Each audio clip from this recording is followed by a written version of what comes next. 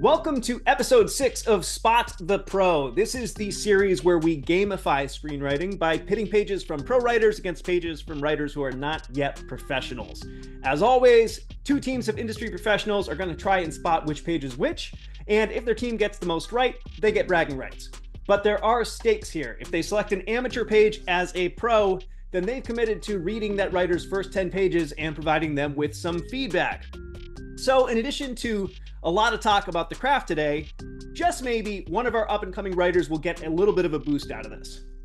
I'm Nathan Graham Davis. I wrote the movie Aftermath, which will be out later this year. Today, I'm going to be moderating. Playing for the home team is series regular and lover of all things Batman, Jason Gruich. Jason's a produced WJ writer. I couldn't even get a laugh out of you for that, dude. Come on. I'm a professional. Sure, I love the poker face. Former cop. Jason's a produced WGA writer with a number of sales under his belt. Streaming in from Ian Shore's backyard is our other series regular, Joe Marino. Joe is repped at Schemers Entertainment, specializes in family-friendly stories, and he has a lot of cool things happening behind the scenes right now. Playing for the away team today is screenwriter David L. Williams, a writer with a particular love for hateful first pages. Dave got his big break a couple years ago when the clip... I can't even take myself seriously with this shit. But anyway, I'm just going to keep going. This is all staying in. So Perfect. Dave got his first big break a couple years ago when his script Clementine took off on the blacklist that you pay for. That led to representation, a big fat option check, all sorts of other opportunities, and placement on the actual blacklist, the one that you don't pay for the very next year. Joining Dave on the away team is none other than his manager, Mitchell Bendersky, who helped make all of that happen. Mitchell worked at companies like Marvel and WME before becoming a lit manager at Gramercy Park and later founding his own management company, Expectation Management. So in other words, he's a guy who has read his fair share of screenplays, and also very cool, if he gets any of these wrong, he said that we could put his email up on screen. The last part is not true, but it would be funny. All right. What is true, though, is these guys are super experienced. They're going to provide some very difficult competition for Joe and Jason. Even better, I expect they're going to have some really mind-blowing insights to share. So speaking of those mind-blowing insights, do you guys have any thoughts or predictions that you want to share? I have a story I want to share, if that's okay, and I'll keep it as brief as possible. So about let's go back to the blacklist site that you pay for. So the reason Clementine was even on there is because I was just chatting with Jason one night, as one does, and I think we were both a little tipsy, or maybe I was a little toasted myself, but he was definitely on a little switched, and we were just like, dude, let's just burn. You feel like burning some cash on the blacklist website tonight, dude? And then before I could even answer, he hits me back up like, yeah, I already bought 2 reviews and whatever. And I was like, all right, I'm just gonna follow suit because that's my dude Jason. And I was like, let me get a couple of reviews for Clementine, and let's see how people respond. And literally, I'm not kidding when I say the rest is history. That's what kicked everything off. So it's crazy. Jason is my best friend in the world, and our friend anniversary is 10-year friend anniversary is coming up in November. We started talking in 2014, and Jason's my soulmate essentially. So there's some undertones here. There's some all true stories. Yeah. So just wanted to let people know that Blacklist website is not all. It's not a sham completely. Completely. No, it's it helped my career out too. So there you go. Yeah. Mitchell, what about you? Any thoughts on first pages or the stuff that we've been doing in general, or predictions that you want to make for how you're going to do today? I would say I think this is and I'm not just saying this, I think it's a brilliant podcast and a brilliant idea because as someone who you rightfully said has read a lot of scripts, there's a lot of power in those first few pages. Everyone's got on that executive side that big old pile. And they're thinking, how can I get rid of this script in the quickest way? And when a good writer is like, oh my gosh, I can't finish this, or like I can't put this down. I have to finish this all the way through. I have to be able to, see what the ending is. I think that's what really makes an awesome script. So I'm glad we're focusing a lot on the beginnings to provide kind of that best first impression. Cool. So before we get into this, there's a twist for this episode. Here we go. Do you guys all Okay. know what the Kobayashi Maru test is? Yes. God. So I don't the think I do. Kobayashi Maru test is a Star Trek thing for anybody who doesn't know. Basically, it's a high stakes exam for captains that has no correct answer. So today, one of these pairings is going to be a Kobayashi Maru. Both of the pages are amateurs. So if you pick one of those pages as the pro, you still only have to read that one script's first 10 pages. But if you correctly identify that pair as the Kobayashi Maru, it's worth 2 points, which means you can go 5 for 4 today. So Nate's becoming the real game show host here. I see. It's becoming like it. we gotta keep it interesting. We gotta keep mixing it up. So, Dave, didn't I tell you that you would somehow go 5 for 4? And Nate has not told me any of this. I think that might have been told what him that in a private chat. actually. We were joking. Jason and I were joking. I was like, dude, if I'm wired, I'm in the zone. I'm just gonna miraculously go 5 and 4. Wow. And then This is gonna be fun. To me on a silver platter. So here we are. So something a little bit different. It's an extra challenge. It has the added benefit of also letting us highlight one more not yet professional today. So now you have to ask yourself, am I the type of guy who would put the Kobayashi Maru first because you'd never possibly guess that? The type of guy who'd save it all the way to the end because you'll probably use it up before then, or am I to go the safe way and place it second or third? So we'll see. I'm going with number 2. That's all right. I'm just throwing it call out it right now. All right, yeah. Put it down. Let's go. My answer is all of the above. Nate is capable of anything. As you'll Nate see, is capable of anything. Yes. All of the. There's a world where every single one is the Kobayashi test. Like it's probably this episode. Yeah. This is the whole episode. The test starts now. That's the thing. The test does start now. So you have your pages up, which means let's start with A1. All right. Interior bathroom day. Meg, 27, looks with great love at a toilet bowl full of fresh, foamy piss. Flush. She gathers stray pubes from the rim with tenderness that suggests she might add them to a growing pube collection, then turns to the sink, spattered with congealed phlegm, and pauses as if hesitant to remove this masterpiece. Cleanliness wins. Swipe. Kitchen floor, absolutely pristine. The floor tiles so clean that they reflect a mini Meg, smiling, almost smug, as her eyes scan the clutter-free counters, the crumb-free toaster, what the hell is that? A handprint made of jam, man-size, confidently placed. Meg's smile slips as she crosses the room and tackles it. Scrub, too hard. The sponge is white with wall paint. Meg pauses, regroups, and puts everything into it, elbows trembling, knuckles white, sweat dripping into her eyes. It's no good. It won't give. It's never coming out. She drops the sponge with a wet thunk, strides to the kitchen cupboard, which creaks open to reveal some serious cleaning supplies, ammonia, drain cleaner, and bleach. Bleach it is. She unscrews the cap, raises it in toast, and drinks it. Mm-hmm. And that is A1. Well, what a start. Yeah, right? Solid page. A2. Interior private airplane day. A flight attendant pushes a gaudy studded bar cart down the small aisle. 8 total passengers, 6 of them old as fuck, or AF, I guess, fill all the leather seats on a cozy jet. Georgia, 30s and British, is curled up in her seat, legs hanging over the side, trying to sleep. The bar cart slams into Georgia's knee. She jolts upright. Georgia, fuck. Flight attendant, oh my God, I am so sorry. The flight attendant fusses over Georgia's leg. Georgia, it's fine. It's all right. I shouldn't have had my... She gestures at her leg. Georgia, she gestures at the aisle. She notices the studs scraped through her tights.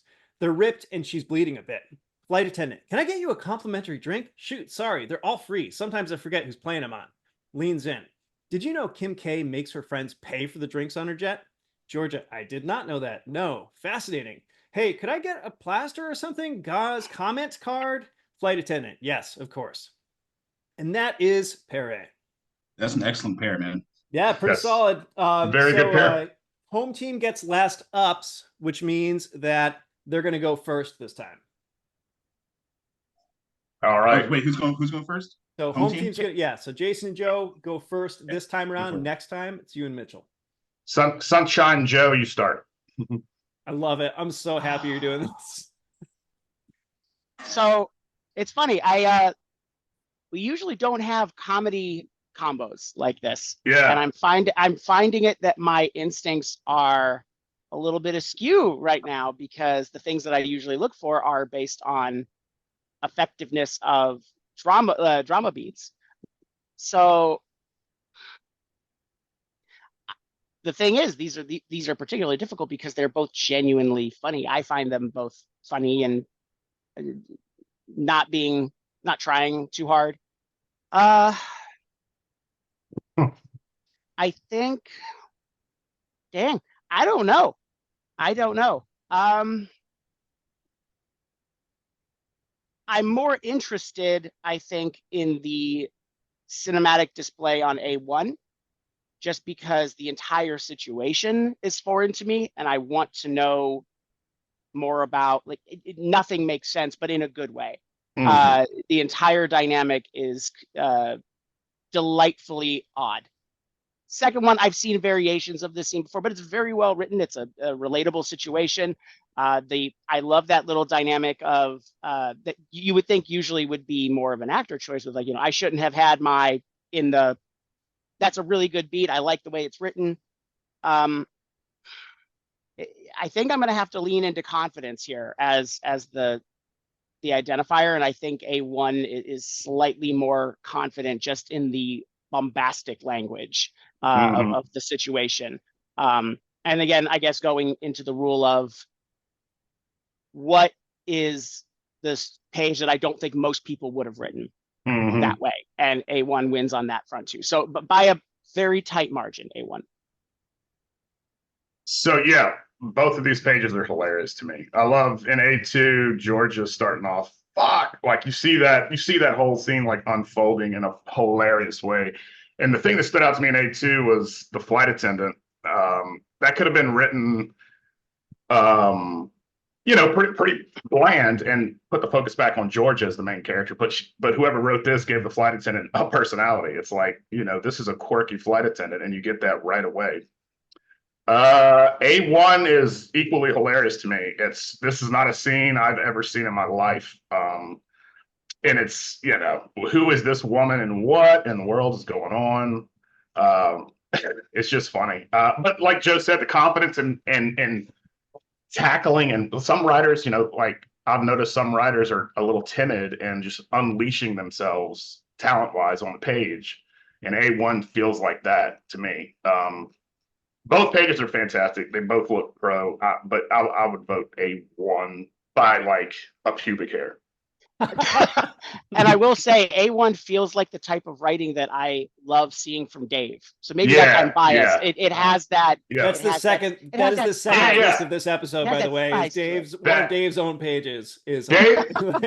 Dave writes in this way, this really unleashed like way. It is what it is, and like, but the fun thing about A1 also is, well, the technical thing is, speaking about technical pro writing is. The mini slugs, toilet bowl, sink, kitchen floor, handprint, everything goes straight down the page. You get the shots of the scene in your head as it moves along, and then it escalates. We're starting with the pubic hair, and then the thing on the wall, and then she's drinking bleach. It's like, let's go, man. Let's keep reading. So I'm going to vote A1. All right. So A1, just home based team on is that, going A1 by pubic hair. All right. Yes. Away team. Hey, rock, paper, scissors. No, I'll jump in first, just to save the best for last, because submission. So this was really tight for me, because they, in my opinion, they both do exceptional things that are vastly different from each other. I think one, A2 for me has a lot more clarity and has a lot more story intent. You can very easily follow what's going on, which I think is super important. Whereas A1 doesn't have that as much. What A1 has is presentation. It has, like, when you first start reading it, to me it feels like someone who does understand the rules, but is not in the mood to follow them. He's like, yeah, I get it. I've been doing this for a while, but this is my way of doing things. Like the other guys have mentioned, there's just so many tiny details which are very important on the first page, because that's how you gain a reader's trust is through details. And also, this feels like the kind of thing that may have happened in this writer's life. Now, granted, that can happen with a pro or someone who's like pre-WGA or something. But it's just so graphic and so provocative that it feels like this writer's making a point to hook you on the first page. And what really sold it for me, and I'll get into why I think it's A1, what really did it for me was that last line of drinking the bleach. That's just so outrageous. It's like you have no choice but to at least glimpse at the second page and be like, so this person dies, or like what's going on here? This is the kind of person that drinks bleach. You're also hoping that you gain some clarity as to what was going on that first page. I think just the confidence in the writing, the details, the intent behind those details, and the very provocative very last line make it feels either it is someone who is professional or someone who's like right on the cusp minimum. The thing about A2 is that those kind of scripts do exist in the professional landscape, because as much as you want to be a provocateur, sometimes there's a lot of value in clarity. There's a lot of value in, when she's like getting hit in the leg with the cart, she's the one that's apologizing. That tells the reader a lot, and that's the kind of thing that can make someone root for your protagonist, and being able to do that halfway through the first page is really good. So that's the kind of thing that someone who makes money doing this would prioritize over presentation and writing and stuff like that. So and also last thing is I will say that the flight attendant bit feels, it's cool, but it feels unnecessary. It's one of those things that an amateur would do, is like try to fit a joke in, so you can dial that back or just like make it 2 or 3 lines perhaps, but otherwise, like I really liked what they were doing with that page. So which one are you going with, Dave? I'm going with A1. You're going A1. All right. What about you, Mitchell? I'm going with A1, but for a slightly different reason, even though I agree with everything that everyone just said. I think the professional or you can really see a writer's skill set when they can write an entire page like this with no dialogue. And I think that is what really kind of had it stand out to me. And similar to what David was saying, I think you could get a lot of A2 in half the space. But I think the A1 writer maximized the most out of that page. And that, to me, maybe it's less of a professional amateur thing, is just kind of was more gripping to me, in addition to the narrative components of having a page start kind of loud and end very loud on this cliffhanger. So the whole page was very cinematic, and it was just a very cinematic experience to me. But awesome.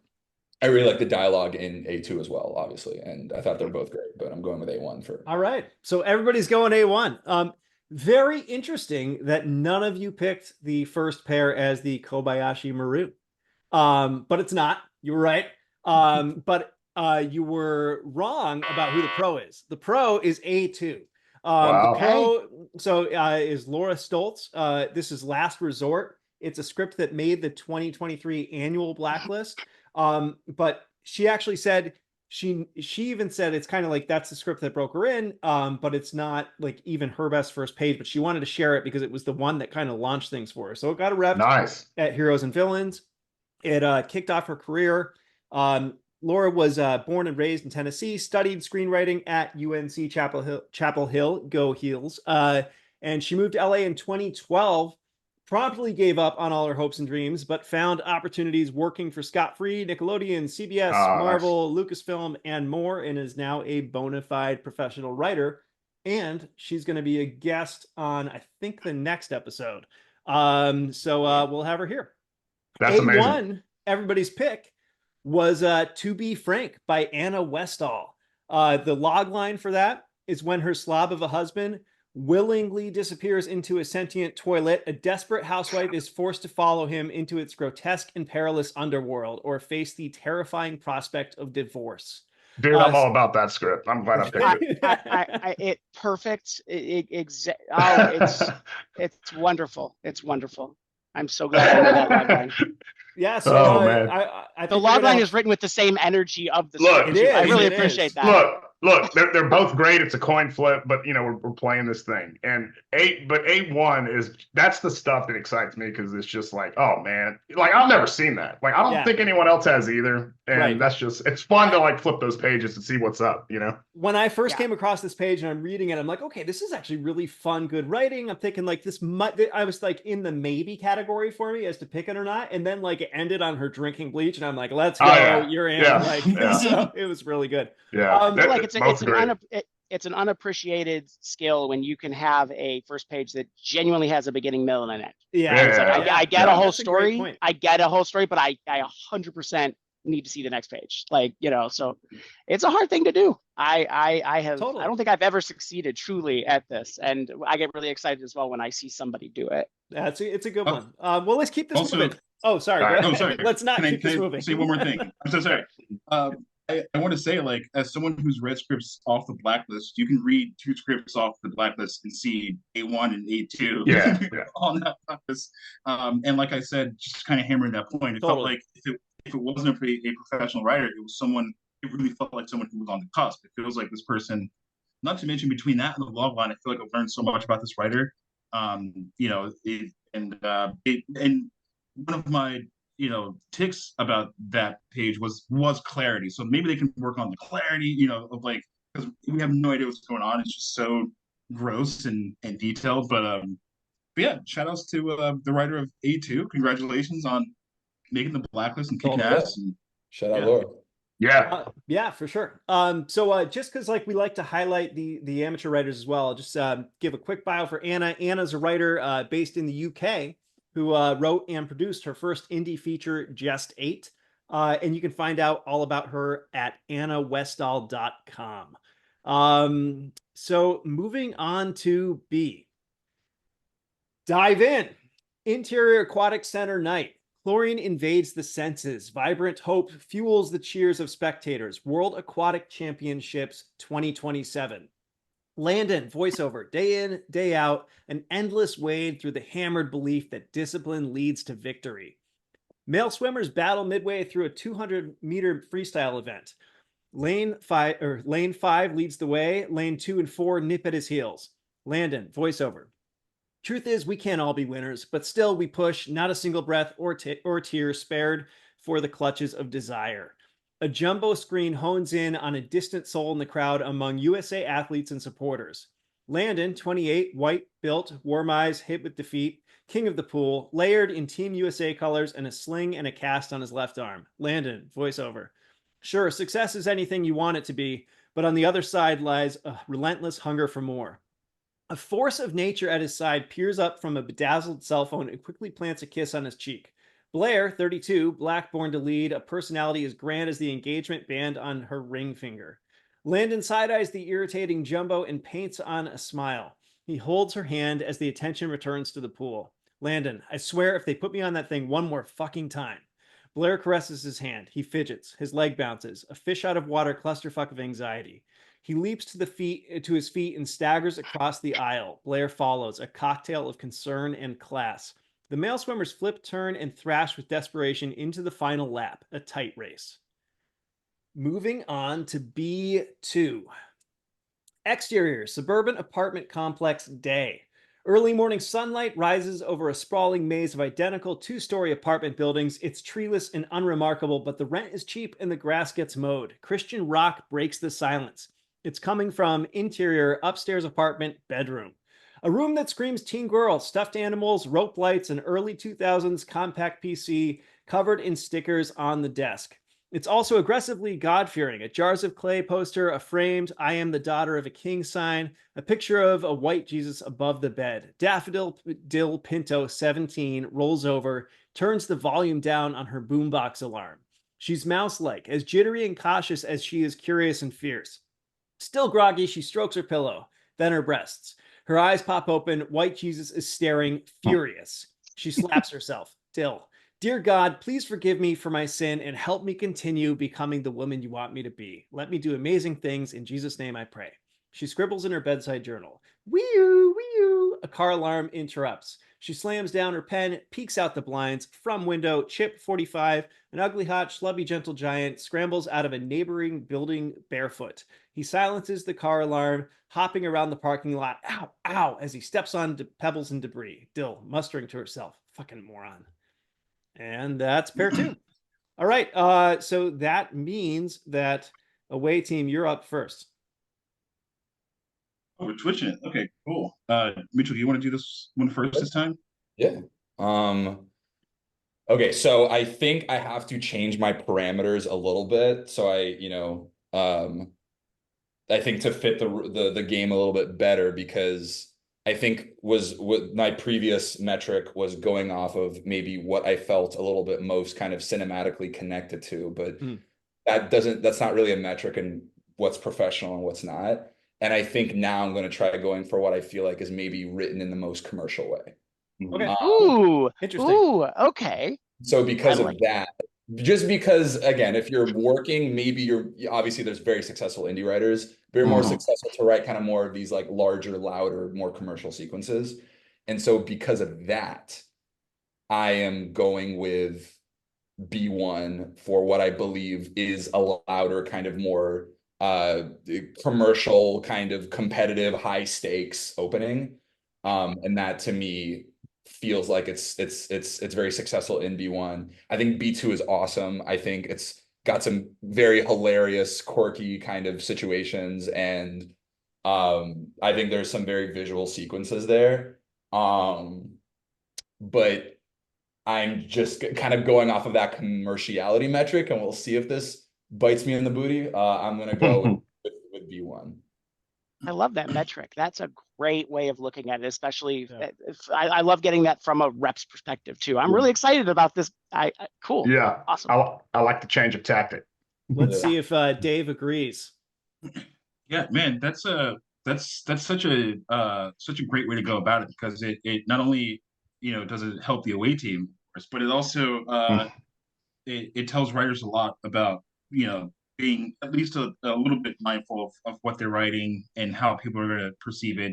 Execs and stuff. They because there are plenty of examples in this industry where people absolutely adore your writing, but they can't do anything with the script because it doesn't have that commercial element to it. But there is such a thing as scouting in this industry, where people may recognize what you're capable of, and they may still try to want to work with you down the line. But again, they can't do shit with that script. So, and now it's funny. Obviously, this has me kind of doubting my own metric, which is I think so many people forget about those kind of peripherals when we're when people are evaluating your writing. It's not just about the prowess; it's about what you're trying to accomplish with the script, and how viable it is in the so-called market and stuff like that. So the only thing is that the wild card to that metric is Nate, and also the writers, what they submitted. They may try to pull a fast one on us, so we don't know. Like someone might be sending in like their indie stuff when they've written like sci-fi and in action, all this stuff. We don't really know what they're doing, but it's still very viable here. So I'm still going to roll with B2 on this one. Yeah, I know. You guys got to come to an agreement on it. That's oh, we got to pick part. a team. Yeah. Because you're going to together. Well, let me. I trust Mitchell, so I'm very happy to switch. But let me explain why first, real quick. Yeah. So, because that is a good point. Because I've seen so many scripts like that with A1, where it's like that setting tells it's just like, man, this is a script that would make the blacklist. This is a script that would probably get picked up. This is like, I've seen so many movies open up with stuff like that, so it makes a lot of sense to go with B1. With like starting in like swimming, and also, it seems like they're trying to synchronize what the characters are feeling with the action that's happening, like in the pool and stuff like that. And that's like that tells me a lot. That tells me that's something a professional writer would do. So, and it is cinematic. It's doing a lot more showing than it is, telling and stuff like that. I mean, B1, I think what's interesting is that B2 is like the stuff that I really liked about A2, which was establishing the character, like halfway through the page, like almost immediately telling us so much about that character. I think that's the potential trap I'm falling into with A2, even though I didn't go with A2, but that's something that's really stuck out to me. And we're here again. And then, man, all those like, I'm also, I feel like I'm getting suckered in because a lot of those like little sound effects are things that I do. It's like those little like the ow ow, that not being like, dialogue, but being in the action lines is so unique. Um, it is also, something that amateur writers could traps that they can fall into, where they're trying to do too many things that are not that you can't see on the screen. So you have to find that balance, and there's a lot of that on the page. It's I don't know if there's an appropriate balance there, and that might be a giveaway. I'm still gonna go with that because it just does so much for the character. That's my gut feeling. However, based on Mitchell's metric and also the how cinematic it is, and also the intent behind syncing up the action that's happening and also what the characters are saying and how they feel and stuff like that. um I can more clearly see this being a movie. So I'm rolling with my dude, the review away team. I would run through a brick wall for Mitchell. Oh, well, so there we why go. not pick Perfect. the The same stakes are script? so high from the start of this well. Oh my Maybe gosh. we can tack that on to the end as a bonus segment. The running through the brick wall. Quick, I'm so sorry. Real quick, this smells like Kobayashi to me, but I'm really hestant. I'm really hesitant to. I did say round 2, so my random pie in the sky guess. This smells like it, man, because they both do amateur things, like respectfully. But I'm gonna roll with it. I'm not ready for that quite yet. B1. Yeah. Home team. Jesse, you want to start on this one? Yeah, sure. I realize now that maybe I've made some decisions based on emotion instead of trying to be objective. But hey, look, we're all human, and when we read these things, I think the emotion is what really piques our interest. Sure. But the point of this entire channel is to see if we can find the pro by the technical writing or the emotion as well. But for this one, I love what Mitchell said, and I'm highly influenced by it now. And I agree that what I love about the episode so far is everybody has a completely different metric they're coming in and comparing with. Yeah, for sure. Maybe everybody has 2 or 3 elements of, I want something that's clear, I want something that is Right. quick, I want something that is emotionally evocative, whatever it is, but we all have different things, and I love that about this. So if you're coming to this series for the answers, you'll get them. You're just going to get a lot of answers that like go in different directions. Yeah. And it's also important to know really quickly. I'm so sorry, Jason. He brings up a good point about just being human.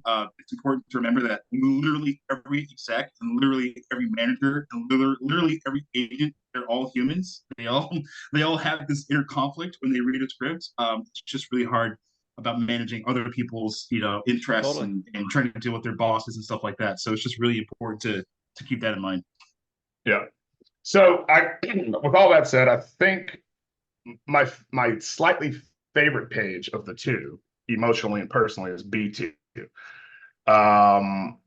It's just funny, and like Dave was saying about the character, like you get such a great sense. It's so like I was drawn to it a little bit more. Commercially, obviously B1. B1 is a very, very well put. Both of these are professional jobs. I'm not a job, but like professionally written. Very in command of the craft, in my opinion, both of them. But I'm probably going to go 0 for 4 in this one. I don't know if this is the Kobayashi. Highly impressed. I'm impressed either way, but if I'm flipping the coin, I mean, I love like a fish out of water clusterfuck of anxiety. Like that stuff is just great descriptive writing for me. And like Dave was saying about the action coupled with the character with action. Like when you can write, that's what stood out with B1 as maybe it's the professional, is that when you can, writing action is an art form in its own way. Writing character is a separate thing. And when you're, and those are steps when you're building your craft, when you're building up to become a better and better and better writer, which should never end. You're never going to hit the end. But when you get to that level, when you're able to combine action and character in such a way where where you're entertained what's on screen while getting a sense of who's in the scene. Now you're connecting to the character and the entertainment of the action and what's going on. Again, slightly, I would pick up, like Thomas said last episode, I would pick up page 2 before I would page 1, but I would read both. And if I had to pick, coin flip, probably, I would pick B1. All right. Okay, so you're officially going B1. So you're officially unless you convince me otherwise. I trust you more than myself. Back at you. So I agree. I agree with everything that's been said about these. It reminds me of the last episode where you have the page that looks like a professionally paid. This is the way these beats are supposed to go, and it very much is how I feel about B1, because yes, I see all of the tricks of the trade, which is what we should be comparing to, but I am finding the emotional side of me, or the what I naturally gravitate towards. I'm finding myself far more into the craft on display on B2, just because of the details that are being chosen. And I think for this one, I could easily go with you on this, Jason, but I think I want to make a small little last-ditch effort here on leaning into all of the small details that make it into B2. Don't feel like amateur decisions. And B1, even though it's written with more clear, bare bones, stuff that's supposed to be there, there's not a lot of focus on detail, really. It's not interested in that.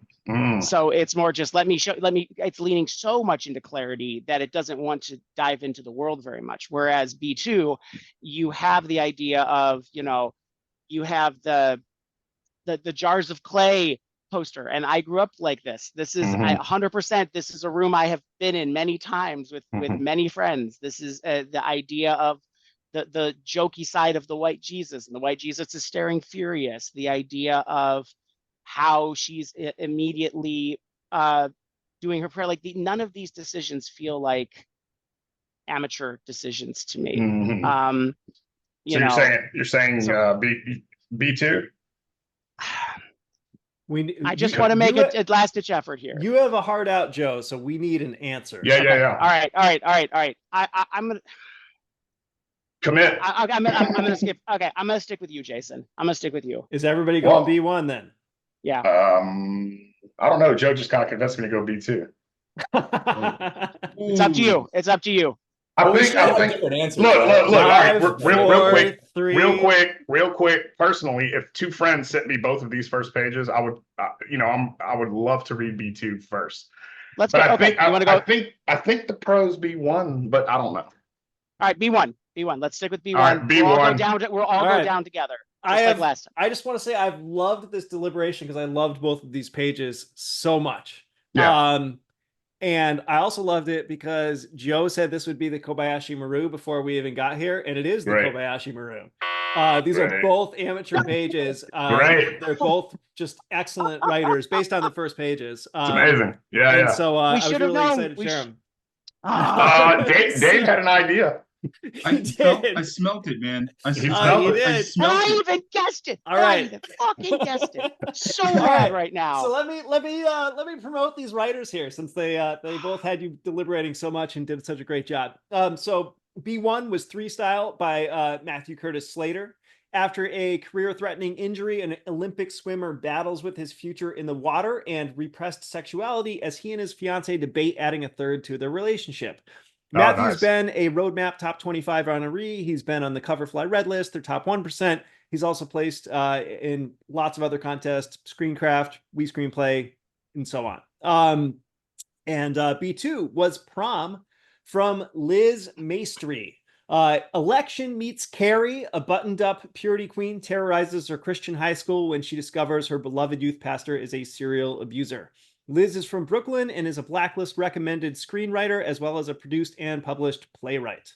And that's incredible. B. Nate, where are you finding these scripts, man? You're making this impossible, dude. I mean, that log line is so banging. Hang on. I love right now, I am loving Mitchell's face so much. That just joy, the joy Oh my of God, that's a discovery. I log just line. I saw was like, it. oh my gosh. That That log line's was- amazing. Well, Yeah. I mean, That's the look. That is the look we live for. I can't get it. Like, that was what we all read for. That look That- that you just had. I have Plus the that full writing script that we too, saw. Mitchell. So That plus the No, I'd love to plus the check it sample out. that we saw That's- is like yeah. that's just poetry. I love that person's writing so much. By the way, you said her Yeah. name was Liz, and she's from Brooklyn. So am I. I'm also from Brooklyn. Davis from Brooklyn. Yeah. Huge fan of that writing. Personally, big fan of that writing. I feel like Mitchell's probably a fan of that writing. You saw his face when you saw the comp. That's good stuff, Liz. Shout outs to Liz. Huge fan. Of that. Yes. yeah, we're getting good submissions here. It's been cool. It's been really fun to I called it go too. through. God damn it! So- I called it. I was like, We both got, like, you said it, and the whole thing just. if Joe and I were up. on the same team, That's we would have been like, hilarious. "This is the Kobayashi effect." Hilarious. All right, well, let's move on to C. right. So, but you know the Kobayashi Maru is no longer active. So now, So you now it's so gone. you say. So I say. All Well, right. there was, yeah. So exterior, Arizona Canyon day. Inches from Bruce Carter, 20s, a desert cottontail rabbit lay splayed on its back, its unblinking eyes staring back at him. Perched on the rabbit's ribs, a red-tailed hawk rips away the slick flesh from the cottontail's belly. The Arizona desert canyons are not a place for mercy. Bruce crawls his way through the rough silica and quartz and obsidian, shredding his Union blues, scraping exposed skin. Every move of his is deliberate. Every move of his is to keep the hawk grounded, calm. Every move of his is to hide the position of the entire mounted cavalry behind him. Behind a rock saddle, not more than 5 strides away from Bruce, hides the wild-eyed and single-minded General George Crook in its shadow. Bruce watches General Crook's quarry, hundreds of celebrating Yavapai Indians. They're on a gravel bar in the river bed on the gorge below. Behind the Yavapai looms a sheer, towering red rock wall. Bruce examines the celebration and scoots next to Crook. I thought this was the raiding party. Crook, looks like a party to me. Bruce, women and children? Crook, Yavapai women shoot better than their men. Looks like the lot of them are loaded for bear, too. Bruce, but youngins don't feel right. Crook, toe the mark and keep your hornets off the kids. We won't take a single lick. And that's C1. C2. Interior car day. Vin, vin, vin. Two cell phones sit in the console's cup holder. One vibrating wildly as a call comes in. A man's hand picks up the vibrating cell. He sighs. Bobby off screen. Of fucking course. Bobby, 30s, Caucasian, bland, sweating bullets, answers. Bobby, Cheryl, hey. Cheryl on phone. Bobby, thank God. Are you at the hospital? Bobby, calm down. Cheryl, slow down. Cheryl on phone. Rachel called but wasn't making any sense. Is she in labor? Is the baby okay?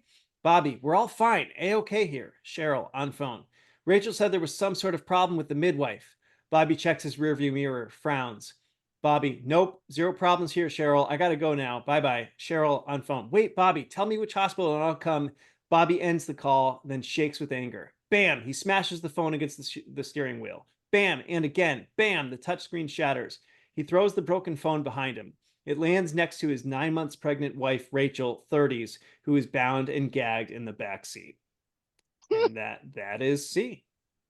All right. So now we are back to the home team. What do you think, guys? You want me to start? The home team. Yep. That's Is it our turn to go first Yeah. again? Yeah. Yeah, you have last ups. All right.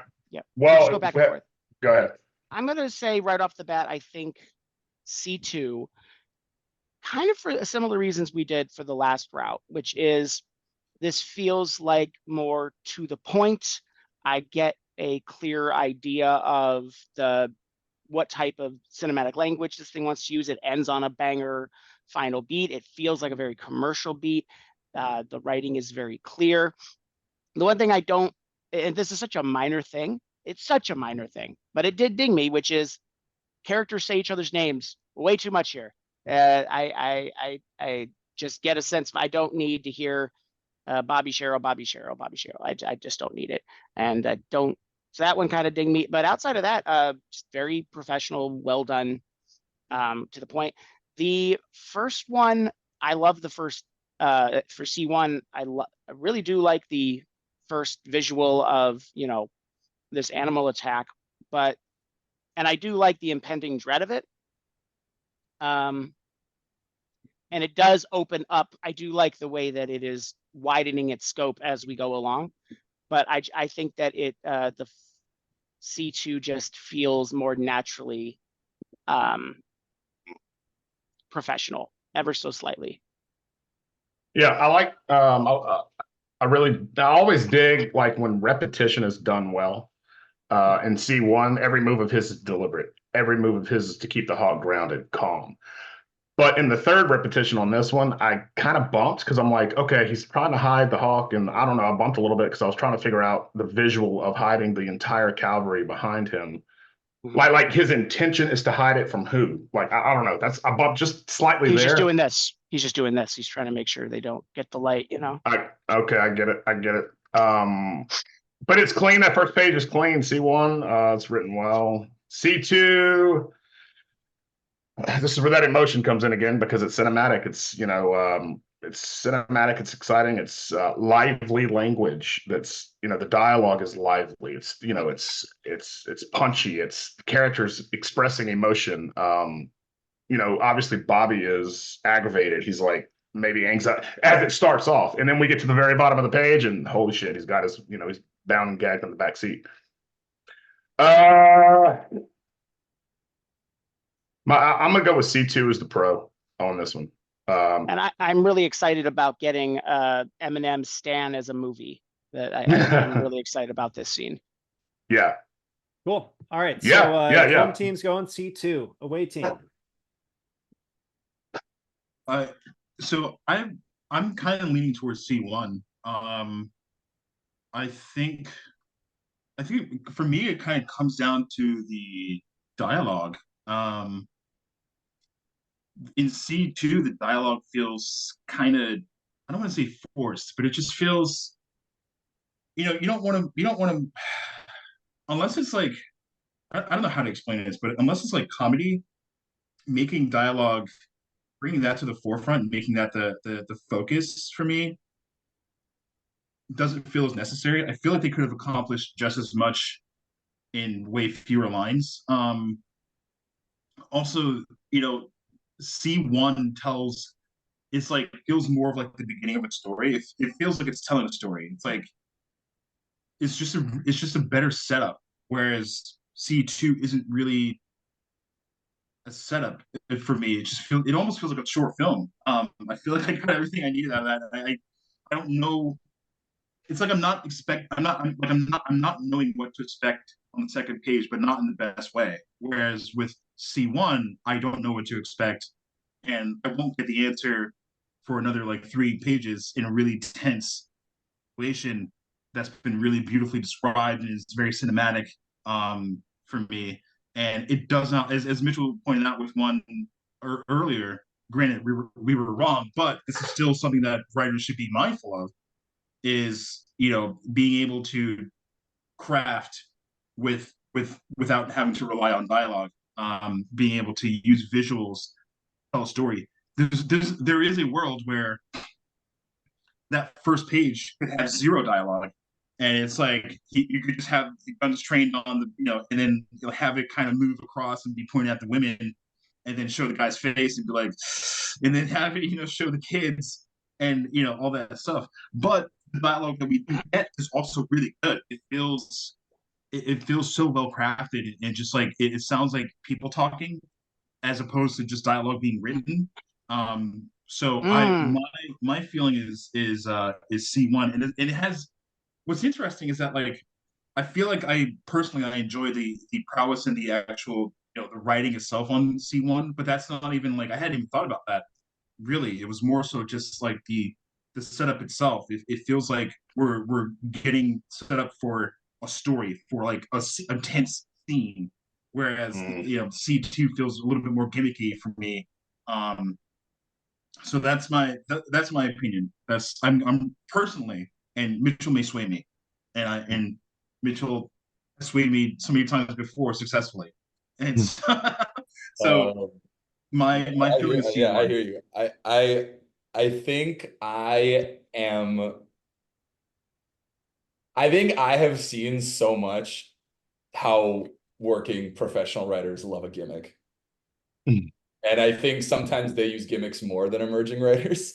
I think like it actually feels more risk averse to me to be gimmicky. And again, just there's no metric to go off of. Like there's no right answer. It's so subjective here. So the only objectivity I can use is what I feel is more commercial, what I feel like would be a movie. Like, you know, C2 feels like a Netflix movie. That feels like something that would come out next week. C1, maybe it's more for like budgetary reasons, and it just feels like a more like a harder story to tell. But obviously you've got these kinds of stories out there. You've got Westerns, you've got things that feel a little bit more expansive and more kind of like, maybe different historical time periods. But I just there's no right answer here. So I think in order to go off some kind of metric, and I didn't get to see that metric work or not work last time because of the Kobayashi of it all. I think that I want to try out that metric and I want to go for C2, but I also defer to you, David, because I feel like you're making more logical points than I am, where I'm just kind of going off of more, I don't know.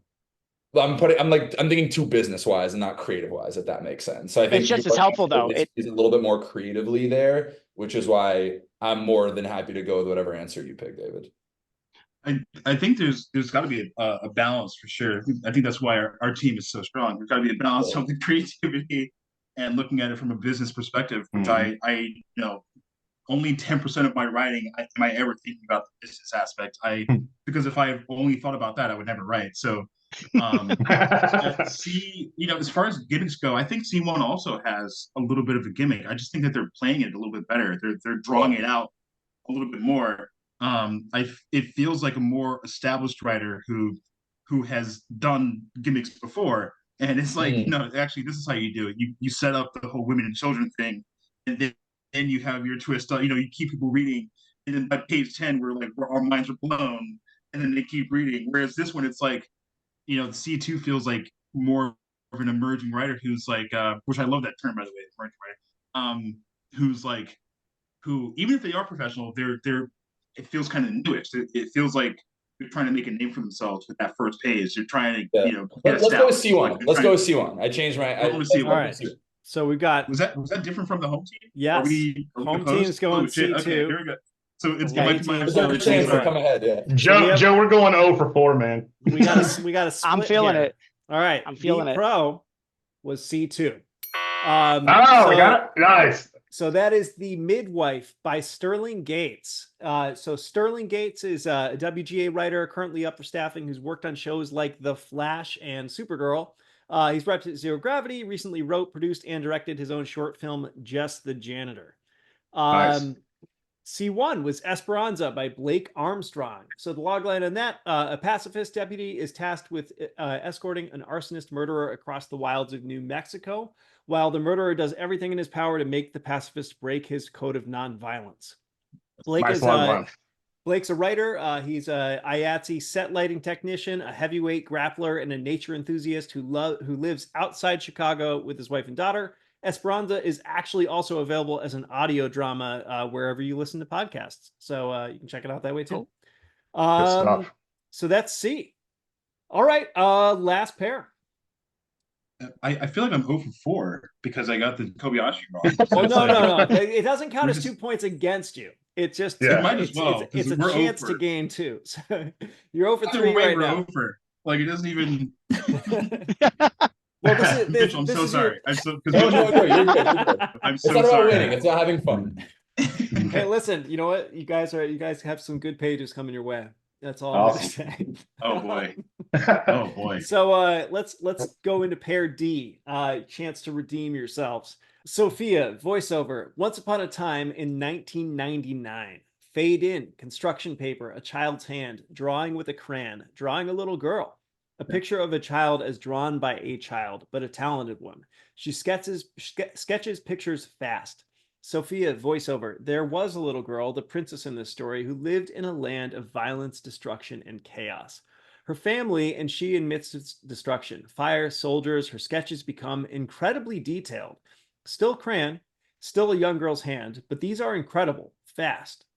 Sophia, voiceover. Her parents tried to get out, but there was only room for one on the boat. So they sent her on ahead. Sketch of a girl on a refugee boat, watching her parents. Sophia, voiceover. They promised to meet her in Paris. Crayon sketch of a little girl on a dark Paris street. Sophia, voiceover. But they never came. We transition from the drawing to real life. Exterior Paris street night. Young Sophia, 5, walks down the dark street with her bag. Junkies on the curb, hookers in shadowy alleys, Paris, 1999. Sophia, voiceover.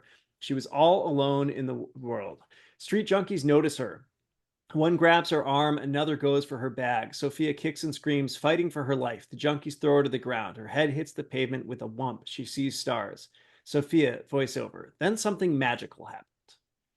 That is D1. D2. Over black, words appear. Warning, tonight's episode contains scenes of graphic sexual nature. Instrumental dance music kicks in. A flashy opening title sequence for an exotic reality TV dating show. Presenter, voiceover. Welcome to the hottest. Snappy aerial footage of a tropical island paradise, palm trees, golden shorelines, and crystal clear waters. Presenter, voiceover. Sexiest. Bikini babes lay poolside, smearing themselves in sunscreen. Shirtless hunks on a balcony nearby float them seductive pouts and fuck me eyes. One guy slowly bites his lip. Presenter, voiceover. Raunchiest show in the universe. Pop. A champagne bottle is uncorked, bubbles erupt and overflow. The white froth slides between a woman's breasts. The provocative image is not lost on us as the title smashes on screen, Cosmic Love. Exterior, Capulina Island, day. A small motorboat cuts through an emerald water towards a lush and secluded tropical island, the sound of a woman retching. Interior passenger boat, toilet, day. Small, cramped, Shay Reed 24 is hunched over the toilet bowl, gently rocking with the motion of the boat. A knock at the door. Shay lifts her head up, face pale as linen, wipes vomit from her mouth with her shirt sleeve. Shay, give me 5 minutes, Tom.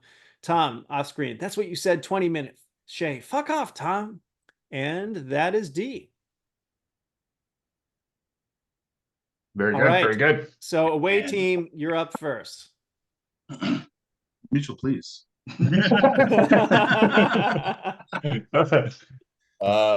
think they're both very I like how different these two scripts are. Obviously tonally and narratively as well. I think there's something very magical about D1. And I think there is, you know, a very kind of endearing element to it that succeeds very well in the way that it's written.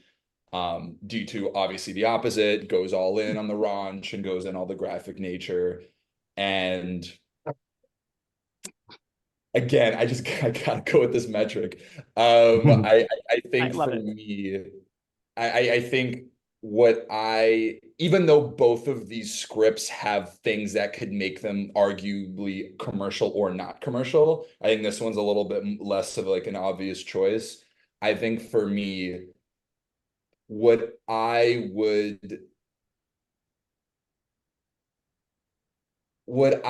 see a little bit more realistically being a movie, even if it gets a smaller audience, since it would be more kind of like rated R, I would go with D2.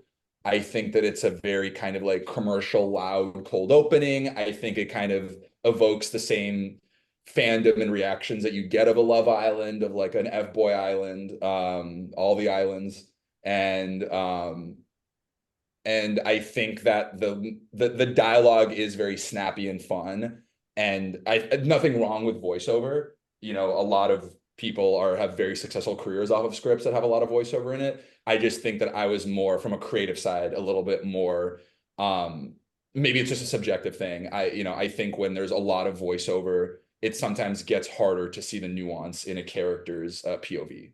And it's very overt. And I think that there was a little bit more of an easy to see personality for the characters, even though there was a small amount of dialogue between Shay and Tom in D2. So I'm going with D2. I just need to say that I just caught like Joe like over there with his background and his sunglasses. I just burst out laughing. Like it's too good. I'm You look I'm like you're on in this movie. You look like you're about to, So good. Cosmic Love. Raunchiest. Title for her. Joe's the CEO. Yeah, and Joe's looking like Joe's Temptation Island. Joe's Temptation Island. More sex, more raunch. Not enough. More. It's Joe Island. It's Joe Island. Dude, All right, back to Dave. So I this one's really tough for me, and admittedly, it's kind of because I'm over. I'm just like I was like I couldn't get one by now, man. Like, and I'm noticing. I feel like rocks. Yeah, nothing was the same. I'm also This like was hard. This was ridiculous. I hate you, Nate. I'm also feeling like personally attacked by Nate. It's like he knows the kind of stuff that I like, and so he's dropping an amateur script that's like, but the writing is something that Dave, it digs. That he knows I would dig, and then he's like, ha ha ha! Here goes this other one that I know Dave won't like so much. I am so glad you said this. I have had the same thought, but I'm like, I can't say that. So have I. So have I. This is 100, and it's getting us. It's getting Jason and I. We have. It's like that's why the whole thing feels like the Kobayashi thing. Where it's Nate to me personally. It's like I can't, so the Kobayashi, the Kobayashi Dave. Yeah, I know, right? The Dave test. This feels like I say that so much because I am a huge fan of D2, but I've been a fan of all the ones that I picked, and I've been wrong. So, but I mean, I don't love 90% of professional scripts anyway. Like, you're not gonna, just because it's written by someone who makes money doing this doesn't mean you're gonna like it. There's a lot of trash out there, no matter who's writing it. So, D2. I will say this though, I'm kind of leaning into Mitchell's metric for this one. D2 feels so cinematic. It feels so. It's like it's evoking those things that we talked about, that he talked about, like the Love Island stuff and stuff like that. It's doing that so well, but in a unique setting. And that just like, normally to me that would scream pro writer. Like that's just like, it's just humming off the page. It's like, oh well, duh, this person is. It also feels like an original script. It doesn't feel like it's like an OWA or anything. I don't know if anyone submitted OWAs, but it feels like an original. It just feels so original. That first page, it feels like this is a movie that the writer really wants to see. And it literally, I kid you not, it made me forget a lot of details about D1. I completely forgot about D1. The only hesitancy I have about D2 is that one shot of the boobs or whatever, the froth slides between a woman's breast. Dude, I feel like 50% of managers would ask their writer to get rid of that line. Unless the writer's female. I feel like there's a world where someone, a manager or something, would read that and be like, an exec might be a little, they may not want, boobs to be in the first minute of your movie. You got to be, people may not want to be objectifying anyone or anything like that. I feel like if this person was in the professional setting, there's way less likelihood of a line like that being on that first page, just based on my experience in this industry. So that kind of stuck out to me. But, it might be a woman writer. I mean, these are real things, by the way. These are real conversations. These are things that people care about. Well, they totally are. So it's something for writers to be mindful of. And so I feel like this person, while displaying a lot of pro stuff, is also like, they might be in the amateur space more likely because they're getting away with these kind of things. Dude, I literally had to reread some details from D1 because I was so into D2. I was really digging it.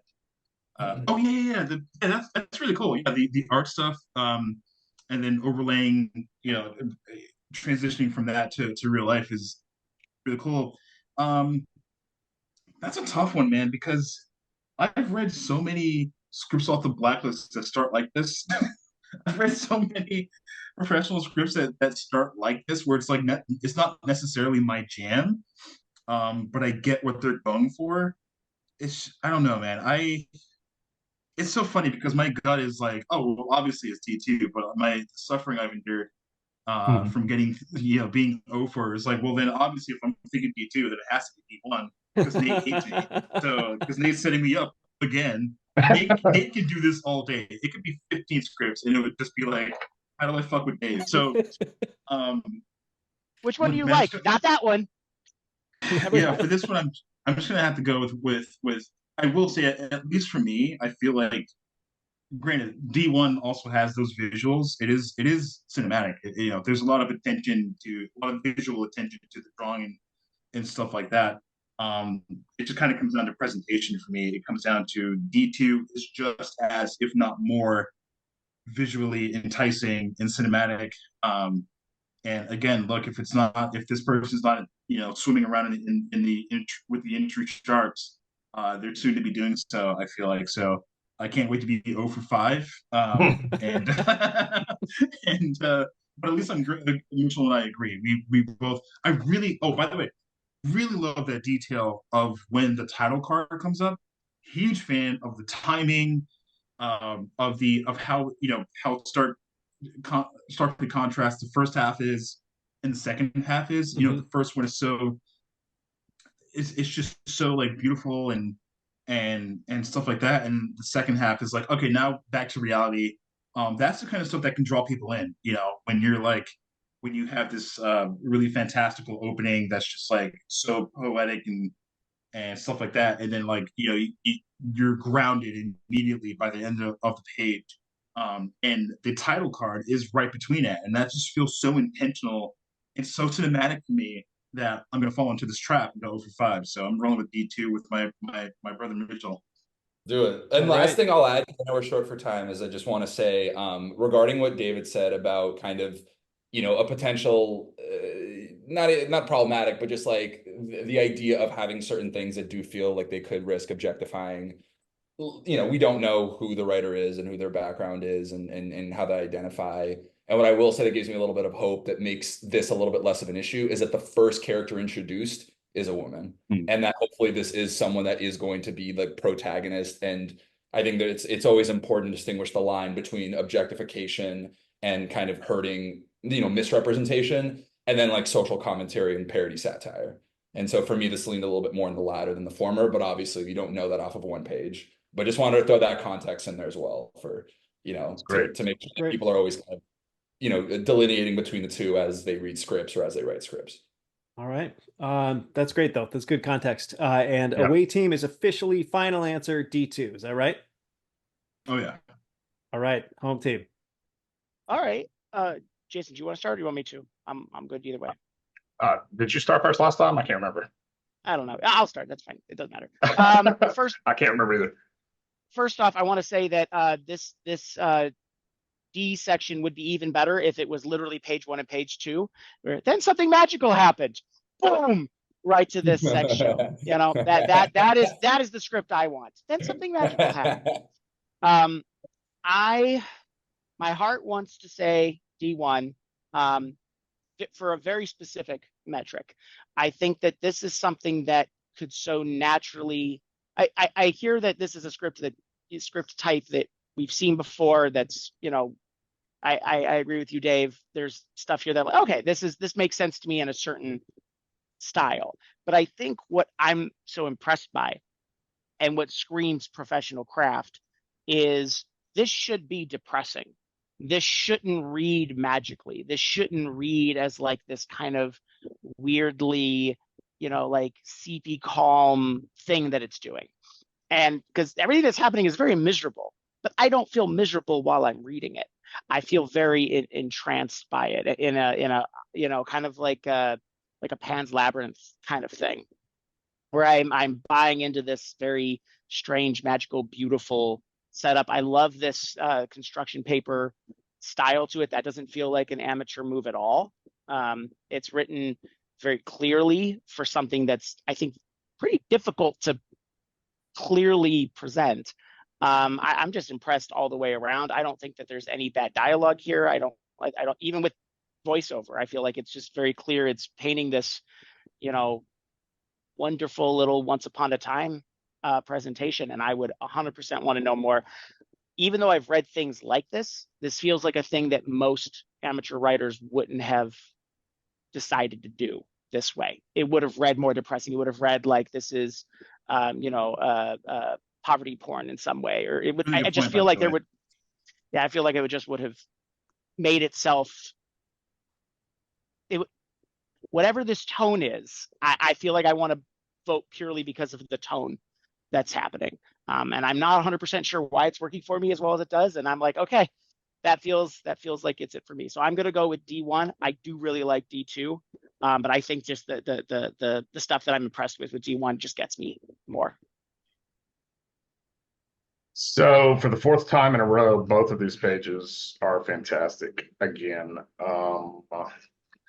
D1, piggybacking off what Joe was saying, what really impressed me with D1 is that it's very seeped in character, and like I can see the thought put into what was in this writer's mind before they wrote it on the page. Like I can see the thought and the care that was taken to really establish this young girl who's obviously dealing with a lot with her drawings, and I love the transition into real life where it's like, oh no, now this is reality. It's not just in her head. This happened, or it could be happening, or is currently happening.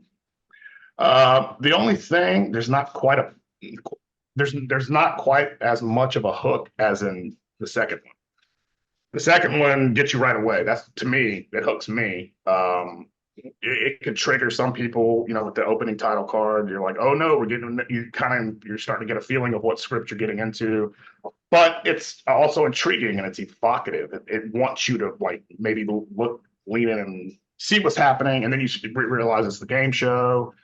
And like Dave said, I love the title card in the middle, Cosmic Love in the middle of the page, and we transition back into the character who hopefully is the protagonist. So D2 is more hooky for me. Like personally, if I was sitting both of these pages, I would keep reading D2 first. But if I'm judging the professional, I'm trying to stay whatever objective means at this point.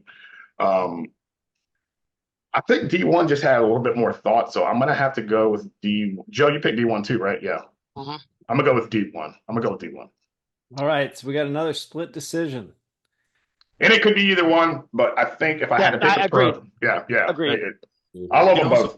I love all these pages. Oh, before we get the answer, I will say that this one also felt like if we hadn't already had the B scripts, this one also felt like it could have been Kobayashi. Yes, this is. I agree. Yeah, 100%. yeah. This I'll also say, I know I said in a previous episode about the fade in. Obviously, it doesn't matter and it's a nitpick, but this one's bolded and underlined.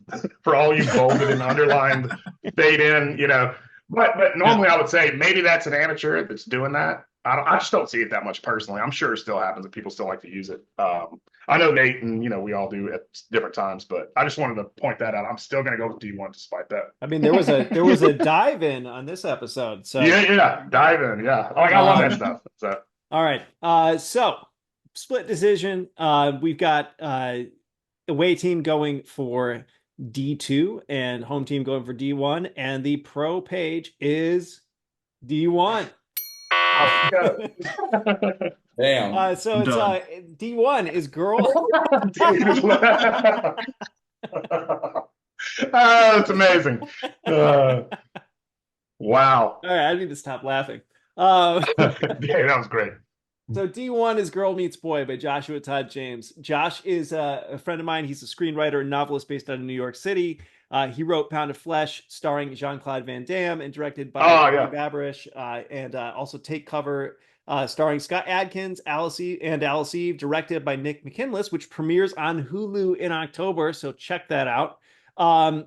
He also wrote the Companion Chronicles sci-fi series of novels. He's a member of the WJE and repped by Snowpeck Management and Gersh. D2 is Love and Prey by Michael Rusk. So the logline for that: a group of pampered and self-absorbed contestants on a reality dating show are hunted by a deadly creature after an alien vessel crash lands on their luxury island resort. That sounds fun. Michael's a Liverpool-based writer who loves noodling around with fast-paced horror comedy features. No credits, but he has placed in some competitions. And that's it for our pages this week. So just now that we've gone through all that, I do want to share something. I reached out to all these writers for bios in advance. One of them said the following: bonus fact, I was recently thinking about giving up this screenwriting gig, but earning a spot on Spot the Pro was enough to make me feed the flame and make me reconsider. So many thanks. I wanted to like point that out because like, first of all, I don't pick any pages for this thing unless I think they're great and I love them personally. But I don't want to out that writer because I think it hurts their cause a little if a potential rep thinks that they might not be serious about their commitment level or whatever. I do want to say this, just based on that writer's first page, like I can tell they've got a ton of potential. And the same goes for everybody we've had on here, but also a lot of people that we've passed on. And it is just the case that there are many more people out there who want to do this job than there are people who actually get to do it, because that's how it goes, which means that the journey to it is always going to be really long and often quite shitty. So, if it feels long or shitty to you, like it just means that you're super normal. And all I can say is that like it was definitely that way for me. But getting a movie made, at least for me, made all of that feel really worth it for real. So, if you love this stuff, I would just say like, don't let some random accolade or getting picked for something like this be the reason that you keep going. Cause like, that is a huge honor to hear. But like, my hope is that like your dream and passion are even bigger and more important than that. So stay focused on those things. Let them be the reasons that you keep going. But anyway, that's me. That's this episode. And I want to hear final thoughts from you guys. Oh, okay. I'm sorry. Yeah, all good. I wasn't sure if you were about to end it like immediately or not. No. I want to hear your final thoughts on this. Anything also, you want to share for everybody watching? Yeah. I'm sorry to butt in, everyone. I thought Nate was going to end it. I'm sorry. Yeah, this was a travesty for me. This was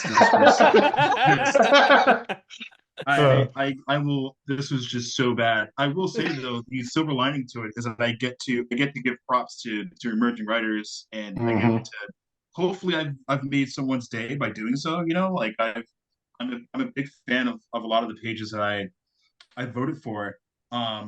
And while I feel like I was sabotaged, I also I got to read some really great pages, and I also learned a little bit as well.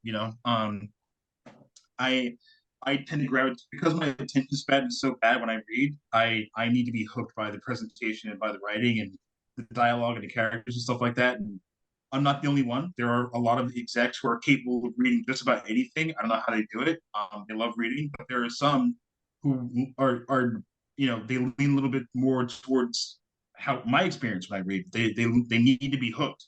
They have a stack of like 800 scripts on, and they need something that's provocative, it's sensational. To wake them up after reading like 20 really, really bad scripts from professionals, by the way. So, great job, those guys. And also in a year, those writers may have completely different worlds and lives. They have a movie in production. They may be on the blacklist before you know it.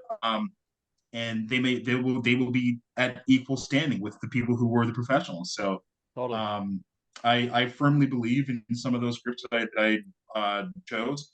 I will say, I guess we found out that D2 was written by a guy who, and like I said, that was the one potential amateur thing for me, was that like, if this is a dude with a close up on a pair of boobs, that's a little bit harder to fly in this industry. But if he's in the amateur space where he can do whatever he wants, it's he can set that, he can let it fly. So yeah, man, this was a ton of fun, and I'm sad I went 0-5, but at least the one thing I did get right was my sense telling me that these scripts were potentially Kobayashi. I was like, man, it smells like Kobayashi. So yeah. But yeah, you and me both. You and me both. I'm really feeling bad. You called it ahead of time, Joe. You were just like, yeah. I'm looking forward to rewatching just to see if I see something on your face to be like, God.